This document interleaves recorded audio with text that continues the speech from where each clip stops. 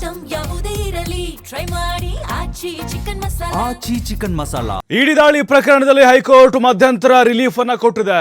Doctor Y Manjunath ಮೇಲೆ ಇಡಿ ದಾಳಿ ಪ್ರಕರಣಕ್ಕೆ ಸಂಬಂಧಪಟ್ಟಂತೆ ಈಗ ಬಿಗ್ ರಿಲೀಫ್ ಅಂತ ಹೇಳಬಹುದು. ಅವರಿಗೆ ಲೋಕೋಪಯೋಗಿ ಸಚಿವ ಸತೀಶ್ ಜಾರಕಿಹೊಳಿ ಬಾಮೈದ ಇವರು ಮಂಜುನಾಥ್ ಅವರ ವಿರುದ್ಧ ಬಲವಂತದ ಕ್ರಮಕ್ಕೆ ತಡೆಯನ್ನ ಒಡ್ಡಲಾಗಿದೆ. ಅಕ್ರಮ ಹಣ ವರ್ಗಾವಣೆ ಪ್ರಕರಣದಲ್ಲಿ ಹೈಕೋರ್ಟ್ಗೆ ಅರ್ಜಿ ಆಗಿತ್ತು. ನ್ಯಾಯಮೂರ್ತಿ ಎಂ ನಾಗಪ್ರಸನ್ನ ಅವರ ಏಕಸದಸ್ಯ ಪೀಠದಿಂದ ವಿಚಾರಣೆ ನಡೆಯಿತು. ವೈ ಮಂಜುನಾಥ್ ವಿರುದ್ಧ ಬಲವಂತದ ಕ್ರಮ ಕೈಗೊಳ್ಳದಂತೆ ಜಾರಿ ನಿರ್ದೇಶನಾಲಯಕ್ಕೆ ಅಂದರೆ ಇಡಿ ಅವರಿಗೆ ಕೋರ್ಟ್ ಆದೇಶ ಮಾಡಿದೆ. ಅಬಕಾರಿ ಇಲಾಖೆಯಲ್ಲಿ ಹೆಚ್ಚುವರಿ ಆಯುಕ್ತರಾಗಿದ್ದರು ಮಂಜುನಾಥ್ ಅವರು. ಬಹಳ ದೊಡ್ಡ ಪ್ರಮಾಣದಲ್ಲಿ ಹಣ ಪತ್ತೆ ಆಗಿತ್ತು. ಕೆಲವು ದಾಖಲೆಗಳು ಕೂಡ ಪತ್ತೆ ಆಗಿದ್ವು.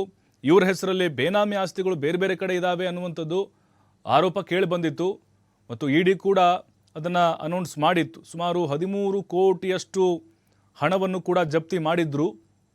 ಈಗ ಅಲ್ಲಿ ಬೇರೆ ಬೇರೆ ಕಡೆಗಳಲ್ಲಿ ಅವರ ಆಪ್ತರು, ಸ್ನೇಹಿತರು, ಕುಟುಂಬಸ್ಥರು, ಹಿತೈಷಿಗಳು ಎಲ್ಲರ ಮನೆ ಮೇಲೆ, ಕಚೇರಿಗಳ ಮೇಲೆ ಏಕಕಾಲಕ್ಕೆ ದಾಳಿಯಾಗಿತ್ತು.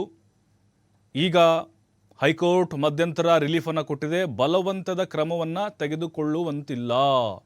ಅಂದರೆ ಫೋರ್ಸ್ ಮಾಡಿ ನೀವು ಯಾವುದೇ ಕಾರಣಕ್ಕೂ ಅವ್ರನ್ನ ವಿಚಾರಣೆಗೆ ಒಳಪಡಿಸೋದು ಅಥವಾ ಮುಂದಿನ ಕಾನೂನಾತ್ಮಕ ಕ್ರಮ ತೆಗೆದುಕೊಳ್ಳೋದು ಅದು ಬೇಡ.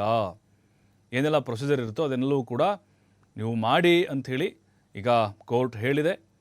ಸತೀಶ್ ಜಾರಕಿಹೊಳಿಯವರ ಬಾಮೈದ ಇವರು ಮಂಜುನಾಥ್ ಅಬಕಾರಿ ಇಲಾಖೆಯಲ್ಲಿ ಹೆಚ್ಚುವರಿ ಆಯುಕ್ತರಾಗಿದ್ದಂಥವರು.